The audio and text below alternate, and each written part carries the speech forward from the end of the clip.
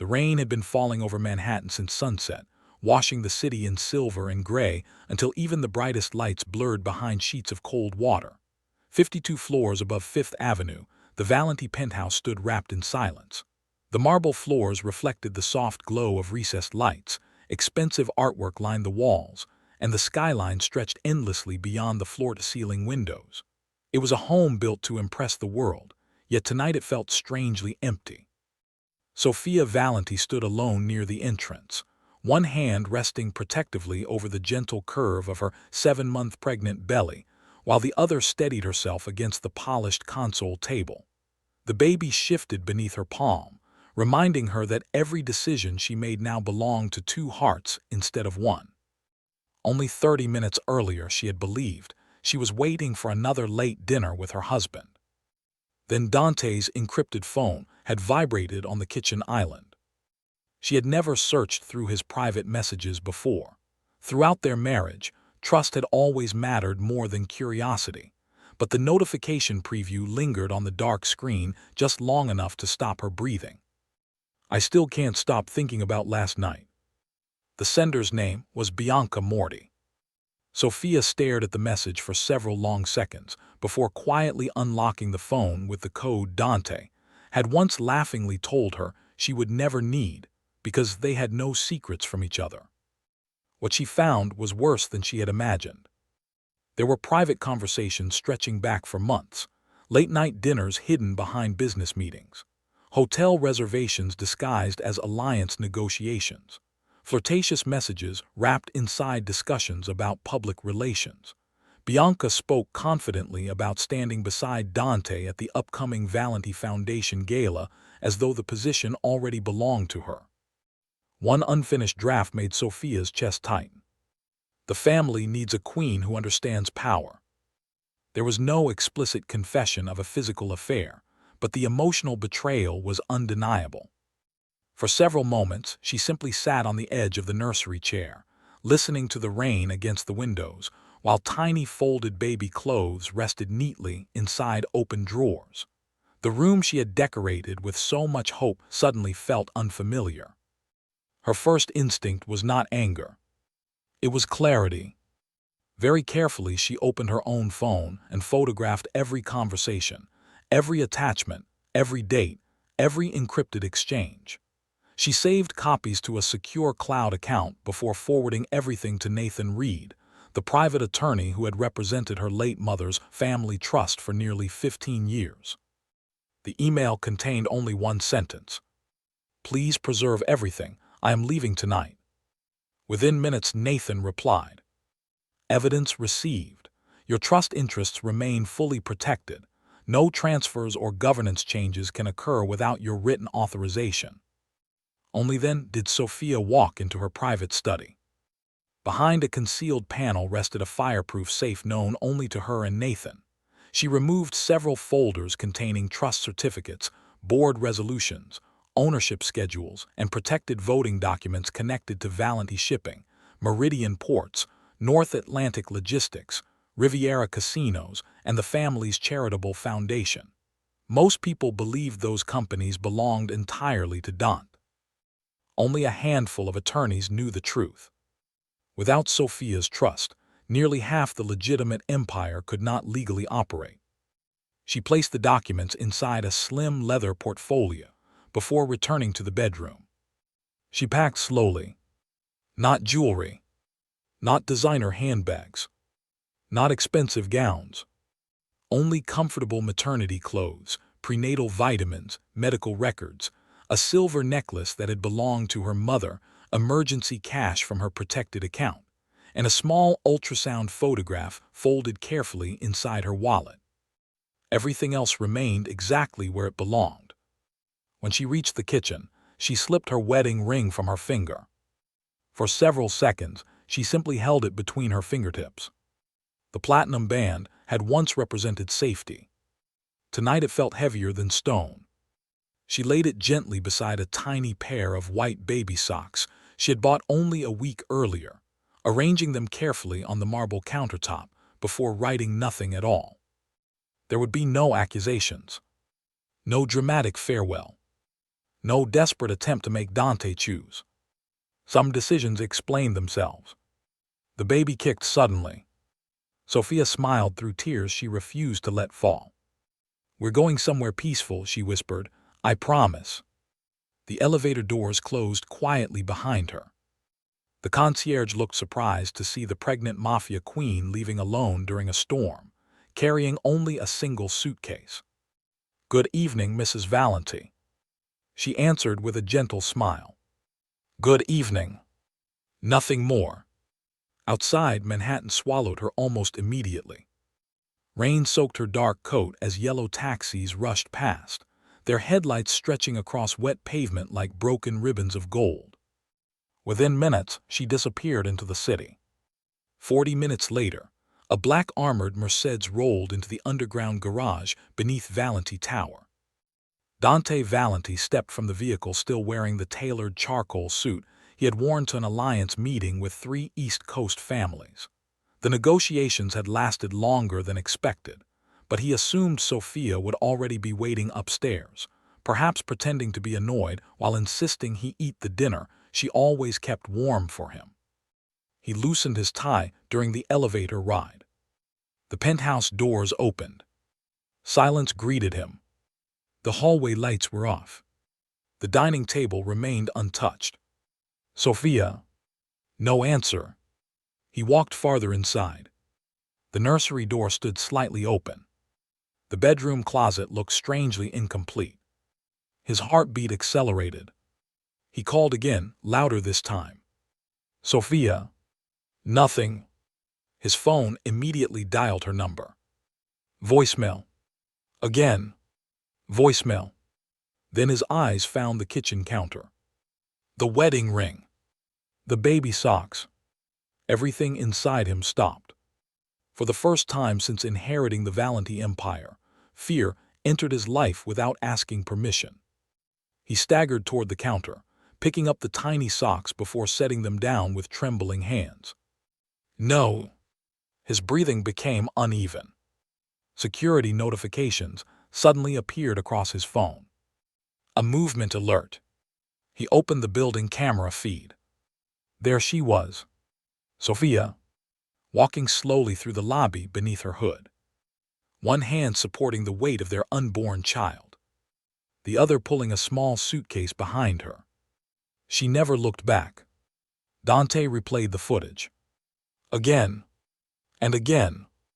Each viewing revealed something he had missed before. She wasn't furious. She wasn't dramatic. She wasn't trying to punish him. She looked exhausted, defeated, like someone who had finally stopped believing she would ever be seen. His knees weakened until he sank into the nearest chair, unable to look away from the tiny screen showing the woman who had quietly built half his legitimate empire disappearing into the rain without saying a single word. Across Manhattan, Bianca Morty stood before her apartment mirror adjusting diamond earrings, smiling at her own reflection. She believed Sophia had finally surrendered. She had no idea the real battle had only just begun. The storm refused to leave Manhattan. Before dawn, rain still lashed against the glass walls of Valenti Tower while the city's skyline disappeared beneath thick gray clouds. Inside the 52nd floor penthouse, every room echoed with an unbearable silence. Dante Valenti had faced federal investigations, survived violent attacks from rival syndicates, and negotiated peace between families that had spent decades trying to destroy one another. None of those moments had shaken him the way the empty nursery did now. He stood in the doorway, staring at the unfinished crib Sophia had chosen herself, his hand resting on the polished wood as memories crowded his mind. She had spent weeks carefully arranging every blanket, every toy, every tiny outfit while he answered endless alliance calls and postponed dinner after dinner.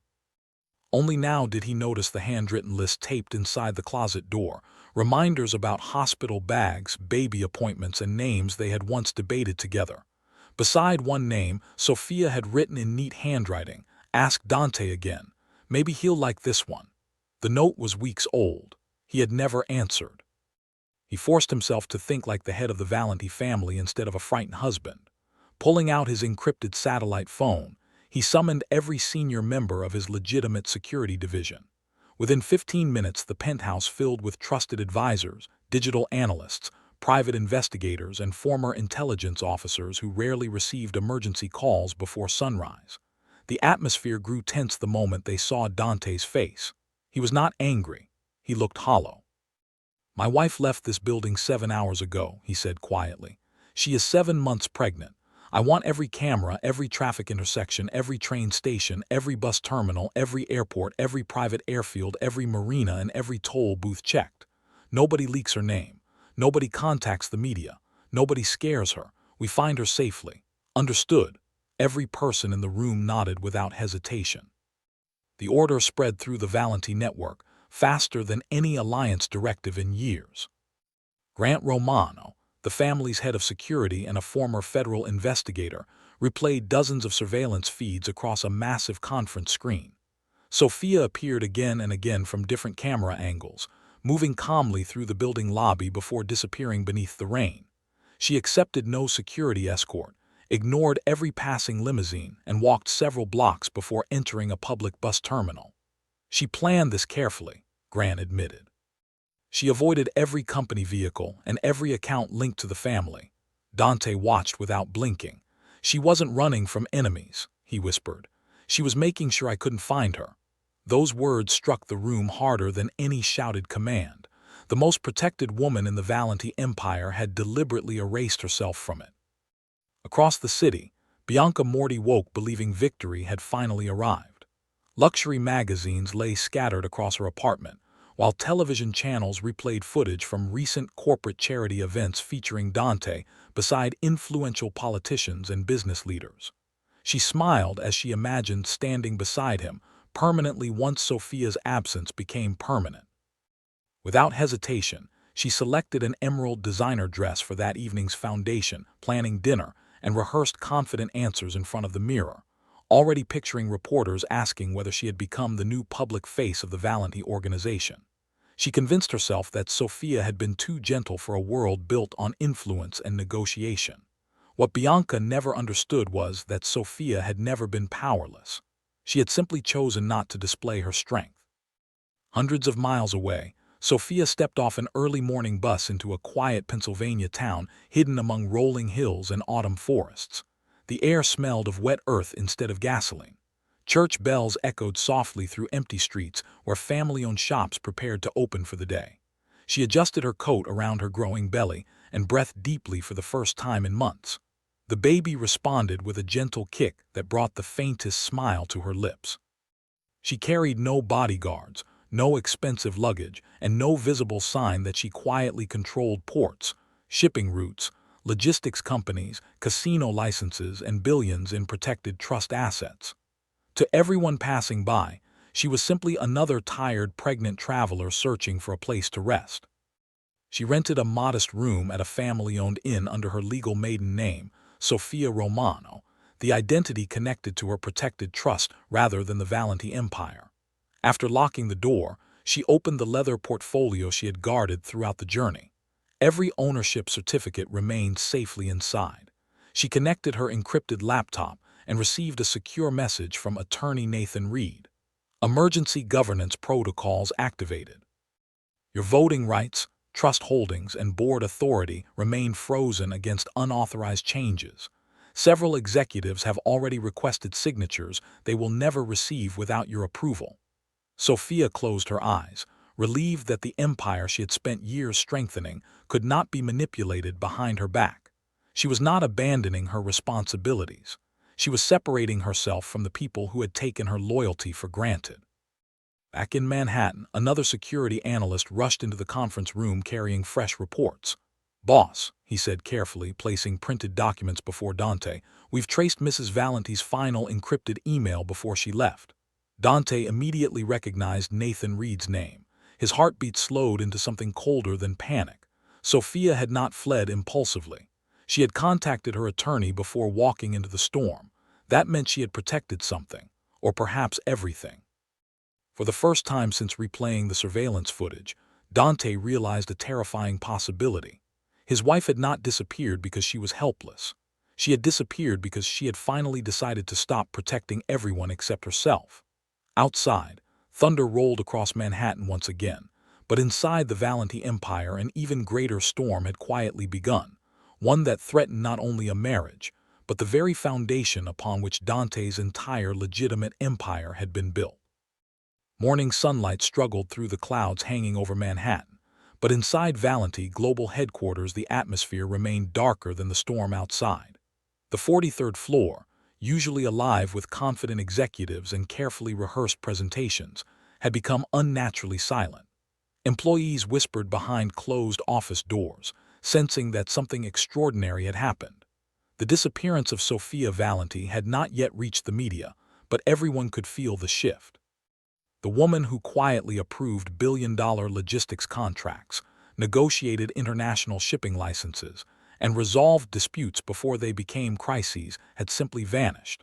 For years, many executives had mistaken her calm silence for ceremonial influence. None of them realized she was the invisible architect holding the legitimate empire together. Dante Valenti entered the executive boardroom without his usual commanding confidence. His expensive charcoal suit was wrinkled from another sleepless night, and the dark circles beneath his eyes betrayed a man who had not rested since replaying the security footage of Sophia walking into the rain. Every director immediately stood. No one dared speak. Dante remained at the head of the table, staring through the floor-to-ceiling windows overlooking Manhattan before quietly asking, "What approvals are waiting?" The chief financial officer cleared his throat nervously. 9 international transfers, 2 port acquisitions, renewal of the Mediterranean shipping insurance program, and authorization for the Singapore logistics merger. Dante nodded impatiently. "Process them." Silence answered him. The CFO lowered his eyes. "We can't, sir." Dante slowly turned. "Explain." The general counsel slid a thick folder across the polished table. "Every transaction requires Mrs. Valenti's trust authorization. She personally structured the governance system 5 years ago. Without her encrypted approval key, the holding companies cannot legally release ownership votes or financial guarantees." The words struck harder than any bullet ever could. Dante opened the folder with trembling hands. Every page carried Sophia's signature, beside legal clauses he had barely glanced at when she originally presented them. At the time he had praised her efficiency before returning to alliance negotiations. Now he realized she had quietly built legal firewalls protecting every legitimate business from internal abuse, hostile takeovers, and criminal interference. She had never mentioned that nearly 60% of the empire's operational authority flowed through trusts legally controlled by her family inheritance. She had never demanded recognition. She had simply protected everything while allowing him to stand in the spotlight. For the first time, Dante understood that Sophia had never depended upon the Valenti Empire. The empire had depended upon her. Several thousand miles away, Sophia sat beside the window of a modest cafe overlooking a peaceful Pennsylvania town square. Children laughed outside as autumn leaves drifted across the sidewalks. No helicopters circled overhead. No security convoys blocked intersections. The simplicity felt almost unfamiliar. She wrapped both hands around a cup of warm herbal tea while reviewing encrypted messages from Nathan Reed on her secure tablet. All trust assets remain protected. Emergency governance restrictions are functioning exactly as designed. Multiple board members are requesting emergency access, but every request has been denied according to your instructions. Sophia closed the device without satisfaction or triumph. She had never wanted Dante humiliated. She had only wanted him to understand the weight she had carried alone for years. Her baby shifted gently beneath her heart, and she whispered, "We're safe now. That's what matters." At that very moment, Bianca Morty confidently entered Valenti headquarters, believing the crisis had finally positioned her closer than ever to Dante. She wore an elegant ivory suit chosen specifically to project authority before the executive staff. As elevator doors opened, she expected respectful greetings. Instead, conversation stopped completely. Employees who once welcomed her now avoided eye contact. Even longtime assistants stepped aside without offering their usual smiles. Bianca frowned but continued walking toward Dante's private office, convinced they were merely unsettled by Sophia's disappearance. She pushed open the office door without knocking. Dante stood near the window surrounded by legal files, shipping contracts, and trust documents scattered across his desk. He did not even acknowledge her arrival. Bianca said softly, forcing warmth into her voice. You've barely eaten. Everyone's worried about you. He remained motionless. Everyone, he asked quietly. Or just you? She hesitated before stepping closer. I'm trying to help. Dante slowly turned, and the coldness in his eyes stopped her where she stood. Tell me something, Bianca. His voice remained calm, almost frighteningly so. How many times did Sophia cancel her own appointments because you insisted another media event couldn't wait? Bianca blinked. I don't remember. Dante picked up Sophia's pregnancy calendar from his desk. Every missed prenatal visit carried handwritten notes beside rescheduled corporate obligations, charity galas, investor dinners, international interviews, public image campaigns organized by Bianca herself. His fingers tightened around the notebook. She missed 12 medical appointments. His voice cracked for the first time. 12. Because I kept believing business couldn't survive one afternoon without me. Bianca searched desperately for words. You couldn't have known. Dante looked directly at her. I should have. Back in Pennsylvania, Sophia received another secure notification from Nathan Reed. This time the message contained something unexpected. Private investigators hired by Mr. Valenti have begun tracing interstate transportation records. They have reached the bus terminal where you transferred routes. Your current location remains undiscovered, but they are getting closer. Sophia quietly closed her eyes. She had expected Dante to search. What unsettled her was how quickly he had abandoned business priorities to do it. For years she had dreamed of becoming important enough for him to stop everything. Now that it was happening, the timing felt unbearably tragic. She rested her hand across her belly as another soft kick answered her thoughts. Outside the cafe window, peaceful life continued without headlines or power struggles. Inside Manhattan, however, another discovery was already unfolding. Grant Romano had just uncovered archived ownership records connecting Sophia's protected family trust to nearly every major port, shipping corridor, casino license, and logistics network within the Valenti Empire. When Dante finally read the complete report, he would discover that the woman he had spent years overlooking was not merely his wife. She was, by law, the single most powerful person in the entire Valenti organization. The confidential report remained unopened on Dante Valenti's desk for nearly 10 minutes. No one in the executive boardroom dared interrupt the silence. Outside the floor-to-ceiling windows, helicopters crossed the gray Manhattan skyline while cargo vessels slowly moved along the Hudson River, each one representing a piece of the empire he believed he had built. Grant Romano stood quietly beside the polished conference table, his expression unusually tense. During 20 years in federal investigations and another decade protecting the Valenti organization, he had delivered news about assassination attempts, government raids, and multi-million-dollar fraud schemes. None of those reports had unsettled him the way this one did. Finally, Dante reached for the thick leather folder. The title alone tightened something inside his chest.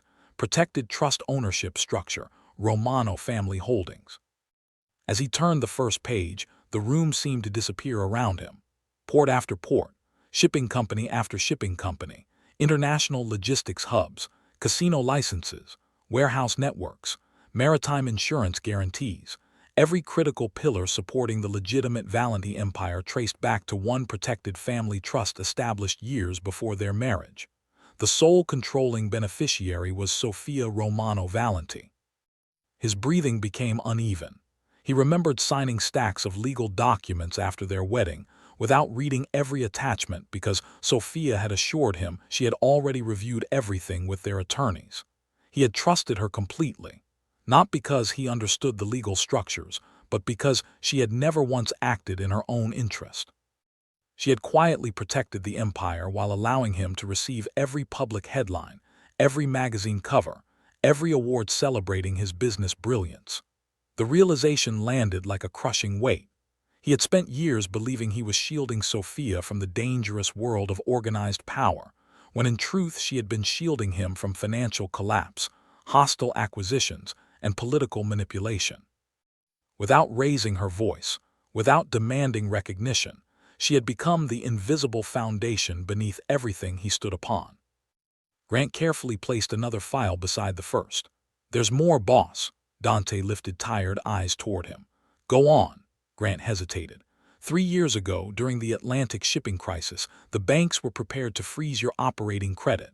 The public never knew because Mrs. Valenti personally transferred $800 million from the Romano Maritime Trust as temporary collateral." Several executives lowered their heads in disbelief. The chief financial officer swallowed hard before quietly adding, "She never allowed us to announce it. She instructed every institution to attribute the recovery entirely to Valenti Holdings." Dante closed his eyes. Suddenly, dozens of forgotten memories returned with painful clarity. Sophia staying awake until sunrise reviewing contracts while he attended alliance dinners. Sophia quietly leaving board meetings to answer legal calls. Sophia smiling whenever journalists praised him as the visionary behind the empire. She had never corrected them. She had simply let him shine while carrying burdens no one else even knew existed. Nearly 300 miles away, Sophia walked slowly through the peaceful streets of the Pennsylvania town with Dr. Helen Brooks beside her. Autumn leaves drifted across the sidewalks as church bells echoed softly in the distance. The quiet almost felt unreal compared to Manhattan's constant pressure. Helen noticed Sophia pause outside a small children's bookstore, her eyes lingering on a display filled with handmade wooden toys and picture books. "You're thinking about the baby," Helen said gently. Sophia smiled faintly. "For the first time in months, I'm thinking about the baby without also thinking about corporate meetings, alliance dinners, or security briefings." Helen looked at her carefully. "Do you miss him?" Sophia remained silent for several steps before answering honestly. "Every hour." Her voice barely rose above a whisper. "Missing someone and trusting them aren't always the same thing." Helen nodded slowly. She understood that distinction better than most people ever would. Back in Manhattan, Bianca Morty grew increasingly unsettled. Calls from reporters suddenly stopped. Invitations to executive planning meetings quietly disappeared from her calendar. Even her company access badge rejected entry into several restricted departments that had always welcomed her. She marched toward human resources demanding answers, only to discover that her network permissions had been reduced overnight. "There must be some mistake," Bianca insisted. The director met her gaze without emotion. "There wasn't a mistake, Ms. Morty. Those instructions came directly from Mr. Valenti." Bianca's confidence wavered for the first time since Sophia vanished. She hurried toward Dante's private office, but 2 senior security officers stepped into her path before she reached the door. "I'm expected inside," she said sharply. One guard remained polite but firm. "Not anymore." Inside that same office, Dante sat alone holding a small velvet jewelry box Sophia had kept hidden inside her desk. Curious, he opened it expecting family jewelry. Instead, he found dozens of tiny handwritten notes folded with extraordinary care. Each carried dates spanning nearly 8 years of marriage. The first simply read, "Today Dante signed his first international shipping contract." He looked terrified, but he smiled afterward. "I have never been prouder." Another read, "He forgot our anniversary because negotiations ran late. I know he didn't mean to hurt me." Another, "Doctor confirmed the baby is healthy today. Dante missed the appointment again. I'll tell him tomorrow. Maybe tomorrow will be easier." His vision blurred. These were not complaints. They were quiet acts of hope preserved by a woman who kept believing tomorrow would finally be different. At that exact moment, Nathan Reed initiated another encrypted video call from an undisclosed legal office. Sophia answered from the privacy of her in-room. Nathan's normally composed face carried unusual urgency. "Mrs. Valenti," he said carefully, "your husband has now received the complete ownership report. He knows the truth about the trusts." Sophia lowered her eyes. "How did he react?" Nathan paused before answering. "He canceled every alliance meeting, every investor conference, every family council session for the next 30 days. Sophia frowned slightly. "That's impossible. Dante never cancels alliance business." Nathan gave a slow nod. "He did today. His only instruction was this: nothing matters until I find my wife." Sophia looked toward the rain beginning to fall outside her window. For a brief moment, her carefully built emotional walls trembled. She still loved the man searching for her. But love alone could no longer repair what years of neglect had quietly broken. Neither of them realized that before the week ended, A far more dangerous threat than Bianca's ambition would emerge from the shadows, targeting not only the Valenti Empire, but the unborn heir Sofia was carrying. The first warning arrived just before sunrise. Deep inside the Valenti headquarters, Grant Romano stared at a flashing alert on the cybersecurity wall that monitored every legitimate shipping route, warehouse network, and international logistics terminal connected to the family empire. 3 encrypted intrusion attempts had targeted the Romano Maritime Trust within 20 minutes. Whoever was behind them wasn't trying to steal money. They were trying to identify the current physical location of the trust's controlling beneficiary. Grant's expression hardened immediately. He picked up the secure phone and dialed Dante without hesitation. "Boss," he said the moment the line connected, "this isn't about business anymore. Someone is hunting Sofia." Dante was already awake inside the penthouse that no longer felt like home. He had spent another sleepless night sitting in the nursery with Sofia's notebook resting beside him. The words Grant spoke erased every trace of exhaustion. "Explain." Grant transferred the encrypted files directly to Dante's tablet. Digital maps appeared across the screen, showing sophisticated cyber probes bouncing through servers in Singapore, Zurich, and Buenos Aires before converging on one destination, the Romano Trust. "These aren't random hackers," Grant continued. "This is military-grade intelligence gathering. Someone knows Sofia controls the legal ownership structure of the empire. They're trying to locate her before we do." Dante's pulse quickened. Until now, he had believed Sofia was only hiding from heartbreak. Suddenly, he understood something far more terrifying. If rival syndicates discovered she legally controlled the ports, shipping lanes, casino licenses, and logistics infrastructure, she would become the most valuable target in organized crime. Hundreds of miles away, Sofia spent the quiet morning helping Dr. Helen Brooks organize donated medical supplies inside the small community clinic. The peaceful routine settled her racing thoughts. She stacked children's blankets, sorted prenatal vitamins, and smiled politely at elderly patients who thanked her for holding open doors or carrying boxes despite her pregnancy. Nobody recognized her. Nobody knew they were speaking to one of the wealthiest women in the country. For Sofia, that anonymity felt priceless. As she finished arranging supplies, her baby shifted strongly beneath her heart. Helen noticed the movement and smiled warmly. "Someone's awake." Sofia rested both hands over her belly. "He's always active when things are peaceful." She spoke those words without realizing that somewhere beyond the quiet hills surrounding the town, danger had already begun moving toward her. Back in Manhattan, Bianca Morty refused to accept defeat. Being removed from Valenti headquarters had wounded her pride far more deeply than losing Dante's attention. Sitting inside her luxury apartment, she opened an encrypted messaging application, rarely used except for sensitive public relations operations. She contacted an investigative consultant known for quietly obtaining confidential information through questionable methods.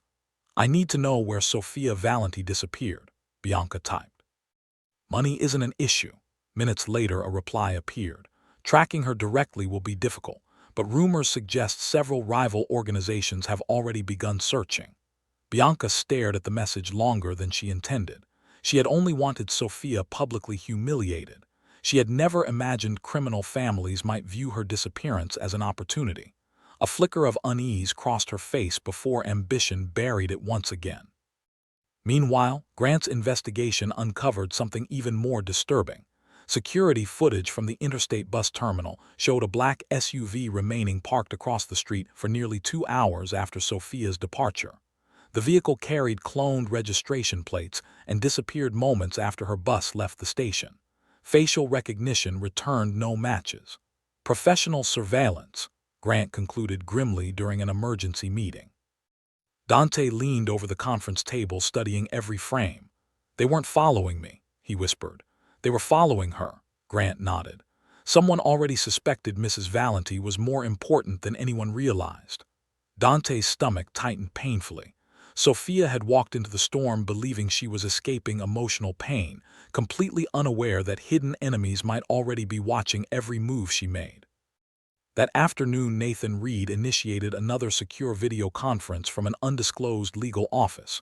His normally composed demeanor had vanished entirely. "Mrs. Valenti," he said without preamble, "I need you to listen carefully. Effective immediately, you cannot remain in one location for long." Sophia frowned. "Nathan, what's happened?" He transferred classified documents across the encrypted connection. Intelligence summaries, shipping manifests, surveillance photographs. Anonymous financial transfers between shell companies connected to rival organizations. Your trust ownership records were never public, Nathan explained. But someone has spent months assembling fragments. They don't know everything yet. They only know the empire functions differently whenever you disappear from board activity. Sophia felt the room grow colder. "You mean they know I'm important?" Nathan met her eyes steadily. "No, they suspect you're indispensable." As evening settled over the quiet Pennsylvania town, Lucas closed his cafe early after noticing unfamiliar vehicles driving slowly past Main Street several times during the afternoon. None of the license plates belonged to local residents. He stood outside locking the front door when one dark SUV paused briefly across the street before continuing toward the highway. Something about the driver's watchful expression unsettled him. Years earlier, after losing his wife, Lucas had learned to trust instincts that refused to quiet themselves. Without fully understanding why, he drove directly to the small inn where Sophia was staying. When she answered the door, surprise crossed her face. "Lucas, is everything all right?" He hesitated before speaking. "Maybe it is. Maybe I'm worrying for nothing. But I think you should avoid walking alone tomorrow." Sophia looked at him carefully. "Did something happen?" Lucas glanced toward the darkened street outside. "I don't know yet. I just have a feeling someone who doesn't belong here has started asking questions." Sophia instinctively placed both hands over her unborn child as a cold shiver traveled through her. Hundreds of miles away, Dante was already boarding his private jet after Grant uncovered one final clue hidden inside the bus station footage. A single receipt showing Sophia's connecting route ended in a small Pennsylvania county. For the first time since she vanished, he finally knew the direction she had gone. He did not know her exact location, but neither did the people hunting her.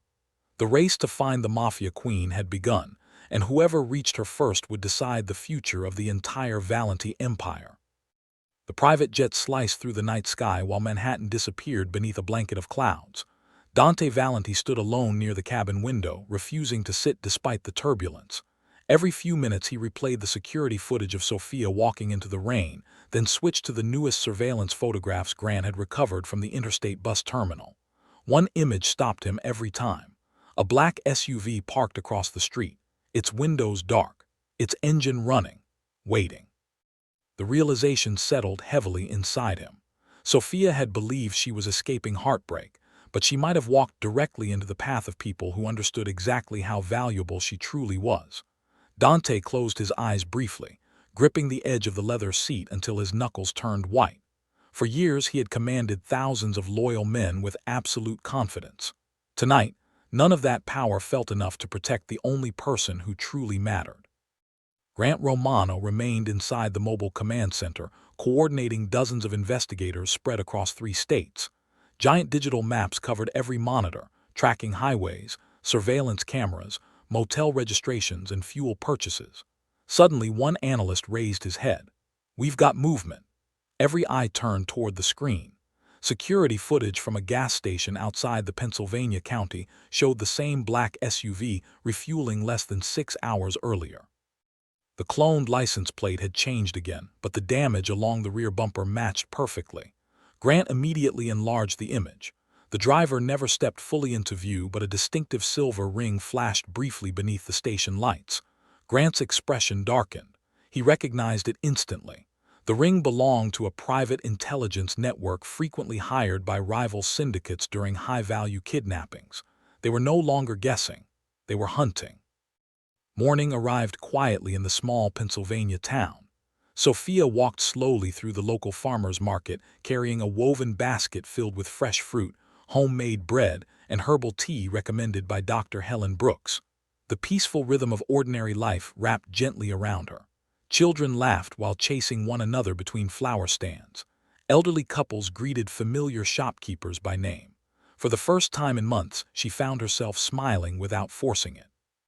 Her unborn son kicked happily beneath her coat as if responding to the calm surrounding them.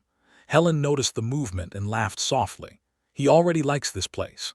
Sophia rested one hand protectively over her belly. Maybe babies know the difference between noise and peace. Neither woman noticed a man across the street lowering a camera after quietly photographing Sophia from behind a newspaper stand. Inside Lucas's coffee house, an unfamiliar customer ordered nothing except black coffee. He sat near the front window watching the sidewalk with unsettling patience. Lucas immediately sensed something unusual.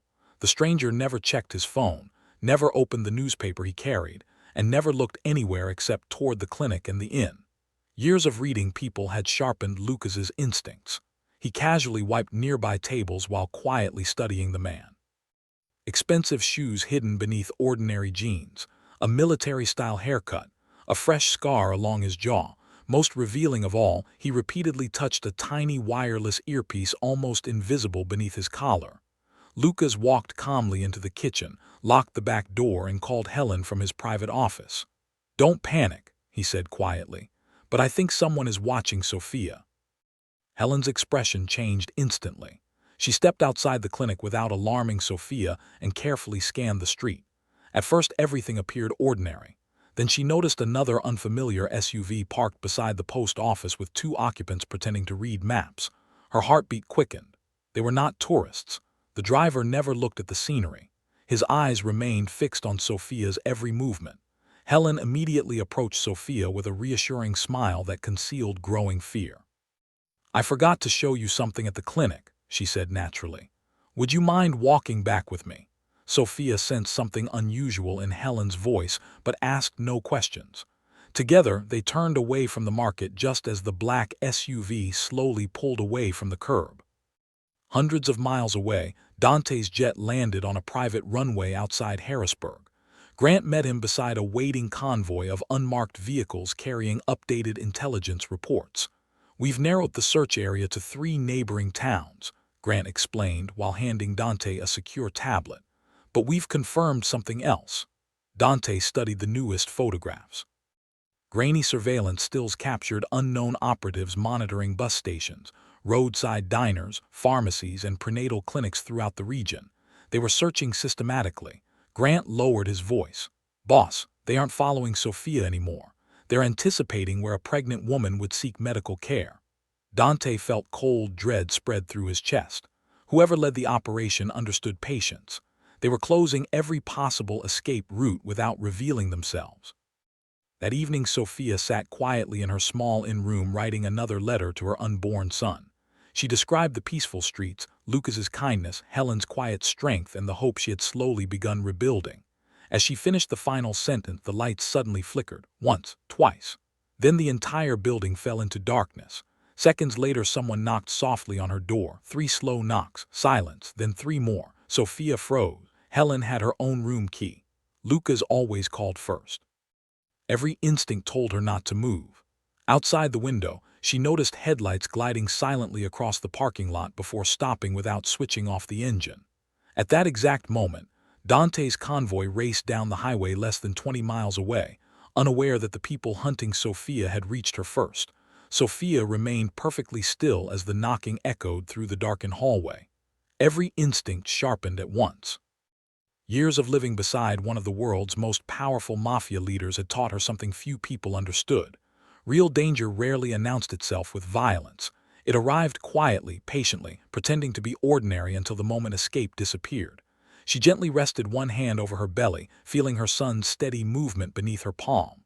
"Stay calm," she whispered almost soundlessly. "We leave together." Another 3 deliberate knocks broke the silence. Whoever stood outside wasn't impatient.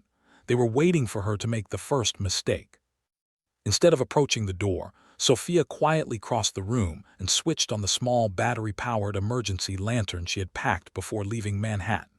Its soft glow barely illuminated the room. She immediately noticed something she had overlooked earlier that afternoon. Helen had shown her an emergency exit leading through the laundry room behind the inn in case of fire. Sophia grabbed the leather portfolio containing her trust documents, attorney files, encrypted tablet, and passport before slipping her notebook into her coat pocket. She refused to leave behind the story she had spent rebuilding with every handwritten page. Another knock echoed through the room, followed this time by a calm male voice. "Mrs. Romano, front desk. We need to speak with you." Sophia's eyes narrowed. The elderly innkeeper never addressed her by her maiden name. Only her attorney knew she had registered that way. Across town, Lucas drove toward the inn far faster than he normally would on the narrow country roads. Helen's urgent phone call replayed inside his mind. Unfamiliar vehicles, men watching Sophia, the power outage. Nothing about it felt accidental. As he turned onto the main street, he noticed utility lights glowing normally throughout the neighborhood. Only the inn remained completely dark. His stomach tightened. Before pulling into the parking lot, he switched off his headlights and parked behind an abandoned delivery truck. 3 black SUVs surrounded the building with engines quietly running. None displayed local registration stickers. Lucas immediately reached for his phone and dialed Helen. "Don't come here," he whispered. "Call the sheriff, now." Inside the inn, Sophia slowly opened the small bathroom window overlooking the narrow alley behind the building. Cold autumn air rushed inside, carrying the distant sound of engines idling below. She carefully looked down. 2 stories. Not impossible, but dangerous in her condition. Before she could decide, another sound drifted through the hallway, a key turning inside the lock. Her heartbeat slowed instead of quickening. Fear no longer controlled her. Clarity did. She quietly pushed a heavy wooden dresser against the door just as the handle began moving. Whoever stood outside applied gentle pressure, testing the resistance without forcing entry. Professional, patient, deliberate. Sophia knew they weren't there to rob the inn. They had come specifically for her. Nearly 20 miles away, Dante's convoy accelerated through the rain-soaked highway after Grant intercepted an encrypted radio transmission bouncing between disposable communication devices. The message contained only 6 words. "Target confirmed. Secure before sunrise." Grant immediately traced the signal to a communications tower less than 3 miles from Sophia's estimated location. "Boss," he said grimly, "they've found her." Dante slammed his fist against the armored dashboard. "Faster." The convoy surged forward, police scanners crackling across encrypted frequencies, while helicopters prepared for emergency deployment. For the first time in years, Dante abandoned every rule of careful strategy. This was no longer an intelligence operation. This was a race against time. Back at the inn, the hallway fell eerily silent. The pressure against Sophia's door disappeared completely. That frightened her more than the knocking had. Experienced hunters never wasted energy. They simply changed tactics. Seconds later, footsteps echoed above her ceiling. Then beneath the floor. They were surrounding every exit. Sophia quietly unlocked the bathroom window and climbed carefully onto the narrow ledge despite the cold rain soaking her coat instantly. Her baby shifted strongly as if sensing the danger surrounding them. "Almost there," she whispered. "Just a little farther." She reached for the rusted fire escape ladder attached to the neighboring building, stretching every muscle while keeping one protective arm across her stomach. Her fingers barely touched the wet metal before a flashlight beam swept across the alley. "There she is." The voice echoed sharply through the darkness. Without hesitation, Sophia pulled herself toward the ladder just as 2 men rushed into the alley below. One reached upward while another spoke urgently into a radio. "Target moving. Rear exit." The old metal ladder groaned beneath Sophia's weight, slick with rain and decades of rust. Halfway across, one of the bolts suddenly snapped free from the brick wall. The ladder lurched violently. Sophia lost her footing. For one terrifying second, she hung suspended above the alley with nothing supporting her except one trembling hand gripping cold steel. Pain shot through her shoulder while her other arm instinctively shielded her unborn child. The men below moved closer, believing she had nowhere left to escape. Then the silence shattered. Headlights exploded into the alley as 3 armored SUVs roared through the narrow entrance, forcing the pursuing men to scatter. Doors flew open before the vehicles fully stopped. Armed security officers poured into the rain, forming a protective line around the alley. Grant Romano stepped forward first, weapon drawn, his voice cutting through the storm. "Nobody moves." At the same instant, another figure sprinted directly toward the hanging ladder without waiting for cover or permission. Dante ignored every shouted warning behind him. He looked only at Sophia, suspended above the darkness, exhausted, terrified and desperately protecting the child they had created together. Their eyes met through the pouring rain just as the damaged ladder gave way with a deafening crack. The rusted ladder tore free from the brick wall with a violent screech that echoed through the rain-soaked alley. For one impossible second, time seemed to stop.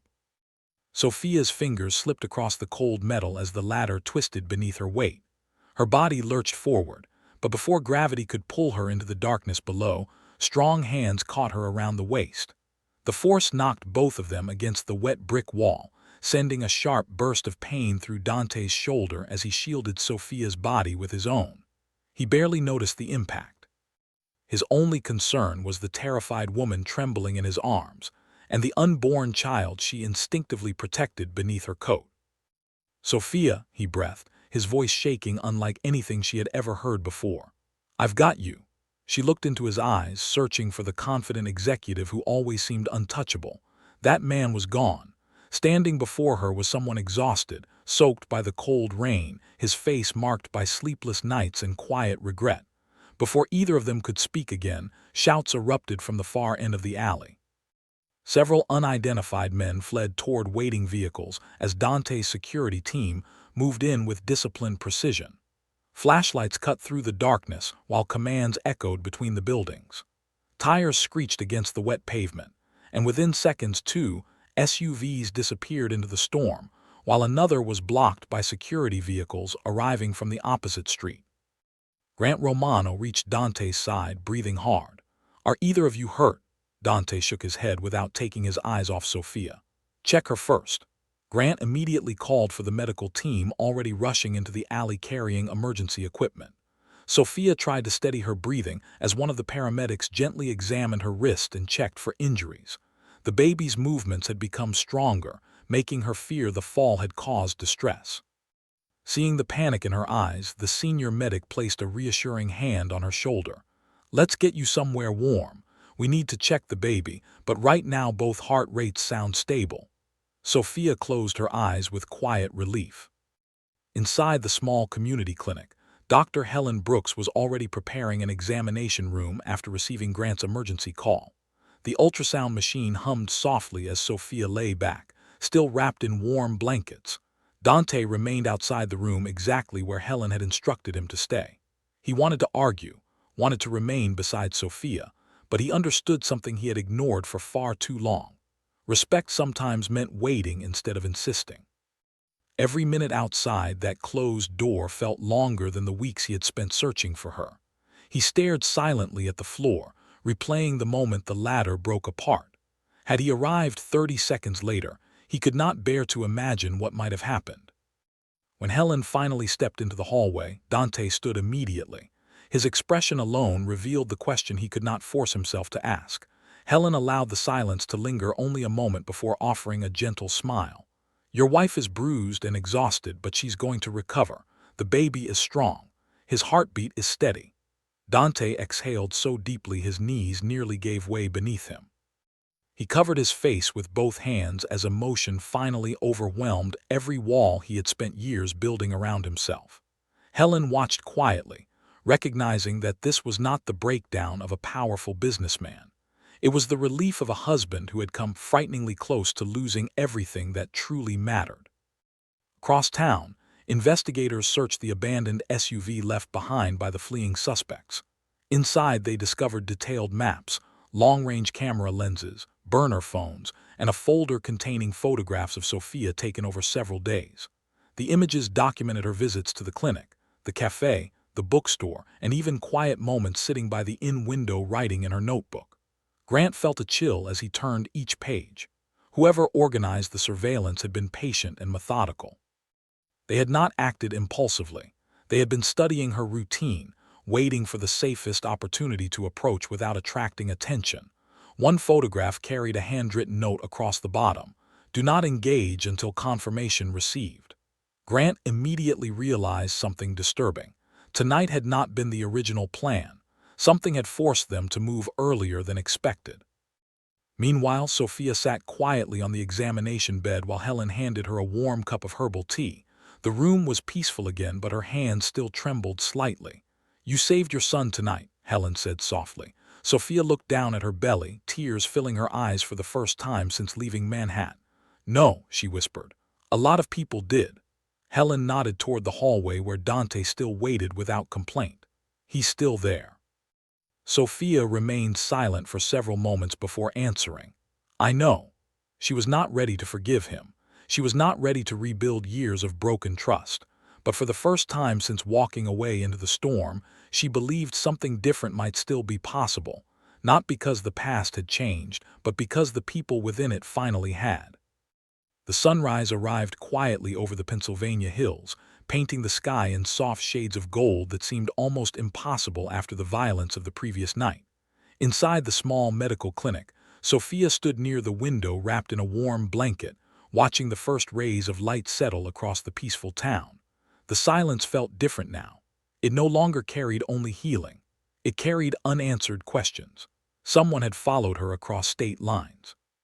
Someone had photographed her daily routine, mapped her movements, and nearly reached her before help arrived. Whoever had organized it possessed resources, patience, and a reason that had nothing to do with chance. Dr. Helen Brooks entered carrying the latest examination results and smiled gently. "Your blood pressure is improving. The baby's heartbeat is excellent." Sophia rested both hands over her stomach as another strong kick answered the doctor's words. Tears threatened to rise, but she steadied herself. "He's stronger than I am." Helen shook her head. "No, he's strong because you are." Sophia looked away toward the quiet streets outside. For weeks she had believed leaving Manhattan would end the storm. Instead, it had revealed one far larger than the broken marriage she had fled. She understood now that protecting her child required more than distance. It required understanding who was truly behind the pursuit. Outside the clinic, Dante remained seated on a wooden bench beneath the covered entrance. He had refused every invitation to rest at the nearby hotel. His expensive coat was still damp from the previous night's rain, his beard slightly unshaven, his eyes marked by exhaustion. Grant Romano approached carrying a secure tablet and several printed reports. "We recovered everything from the abandoned vehicle," he said quietly. Dante accepted the folder without speaking. Inside were surveillance photographs, handwritten schedules, maps of Sophia's movements, and financial records linking the operation to a sophisticated private intelligence contractor that specialized in industrial espionage rather than organized violence. Grant pointed toward a highlighted section. "This changes everything." They weren't trying to ransom Sophia. They were trying to identify who truly controlled the trust structure behind your companies. Dante slowly lowered the papers. Every painful realization from the previous days returned with greater force. Sophia had never been valued because of her title. She had been targeted because she quietly held together the legitimate foundation of everything they had built. "Who hired them?" Dante asked. Grant exhaled slowly. "We don't know yet, but they weren't working for Bianca." Dante frowned. "You're certain?" Grant nodded. "Her digital trail shows she spread damaging rumors and tried to manipulate public opinion. She was reckless, emotional, and self-serving. This operation was different, patient, professional. Someone else saw an opportunity after Sophia disappeared." Dante closed the file carefully. The woman he had blamed for nearly everything was no longer the greatest threat. Someone hidden in the background had been waiting far longer. Several miles away, federal investigators executed search warrants on offices connected to the surveillance company. Hard drives, encrypted servers, and financial ledgers were seized before employees even arrived for work. By afternoon, one discovery immediately caught investigators' attention. An anonymous client had transferred millions of dollars over 6 months using offshore shell corporations. Attached to every payment was the same instruction: locate the controlling beneficiary before acquisition negotiations conclude. Investigators could not yet identify the client, but they now understood the motive. This had never been about revenge. It had been about corporate control worth billions. Back inside the clinic, Helen quietly informed Sophia that Dante wished to speak with her before returning to New York. Sophia remained silent for several moments before finally agreeing. Minutes later, he entered the room slowly, stopping several feet away exactly as he had promised he would. He carried no lawyers, no advisors, and no carefully prepared speech. Only a worn leather notebook. Without saying a word, he placed it gently on the small table beside her. Sophia immediately recognized it. It was the notebook she had filled with letters to their unborn son after leaving Manhattan. Her eyes widened. "How?" Dante answered honestly. "It fell from your bag last night when the ladder collapsed. I read only the first page before realizing what it was. Then I closed it." Sophia studied him carefully. "You didn't finish reading it." He shook his head. "Those words belong to you and our child unless one day you choose to share them." The room fell into quiet stillness. Dante finally looked directly into her eyes. "I spent years believing success meant protecting the future. I was wrong. I protected buildings, contracts, and meetings while the person who made all of it possible stood alone." His voice remained calm, but every word carried unmistakable regret. "I'm not asking you to come home. I'm not asking for forgiveness. I only want you to know that whatever happens next, I will never again mistake your silence for strength that doesn't need support." Sophia felt emotion rise unexpectedly inside her. She had imagined apologies countless times during lonely nights in Manhattan. None had sounded like this. There were no excuses, no blame, only responsibility. Before she could respond, Grant entered carrying a phone that had begun vibrating continuously. His expression immediately erased the fragile calm filling the room. "Dante," he said quietly, "the investigators identified the anonymous client." Dante stood at once. "Who is it?" Grant looked first at Sophia, then back toward Dante. "It isn't a rival corporation." He paused, allowing the weight of the revelation to settle. "It's someone from inside your own executive leadership team." The silence that followed was heavier than any storm, because the greatest betrayal had never come from outside the empire. It had been waiting inside it all along. The room fell completely silent after Grant's words. Even the soft hum of the clinic's heating system seemed to disappear. Dante slowly accepted the tablet from Grant's hands, his eyes scanning the investigation summary line by line. The anonymous payments that had funded the surveillance operation had not come from a rival crime organization or a hostile corporation. They had been approved through a network of shell companies ultimately controlled by Victor Hale, the executive vice president of Valenti Global Logistics.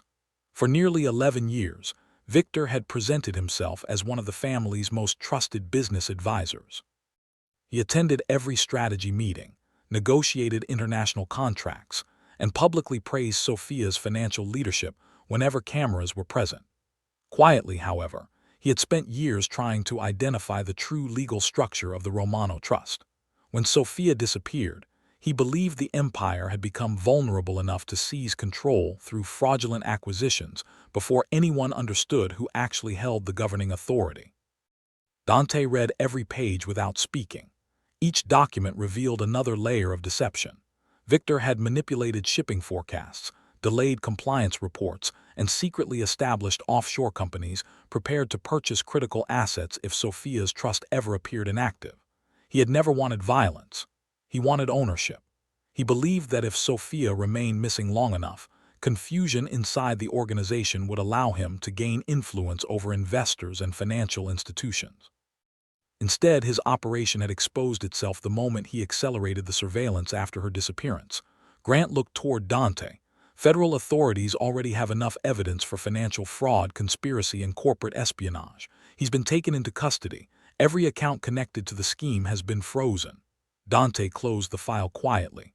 "No retaliation," he said firmly. "Everything goes through the law." Grant nodded. That answer alone showed how much had changed. Sophia listened without interruption. She felt no satisfaction, only relief that the danger surrounding her child had finally been understood.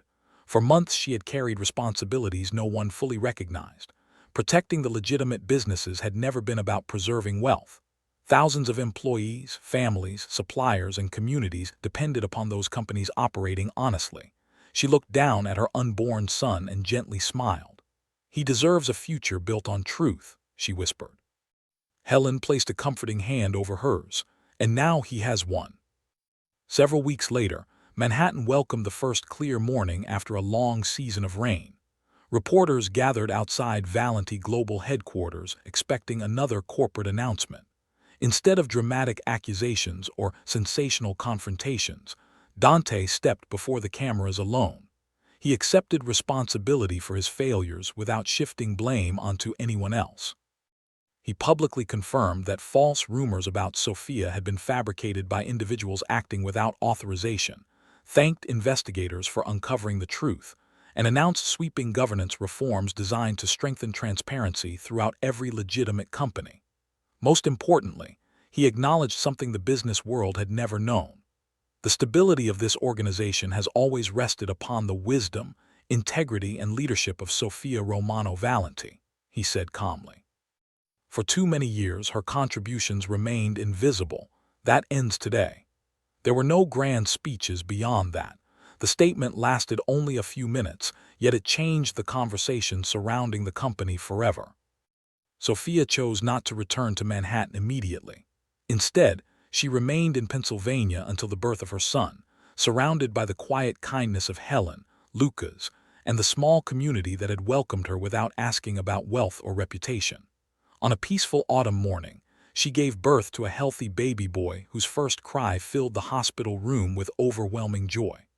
Dante arrived only after receiving permission from Sophia herself.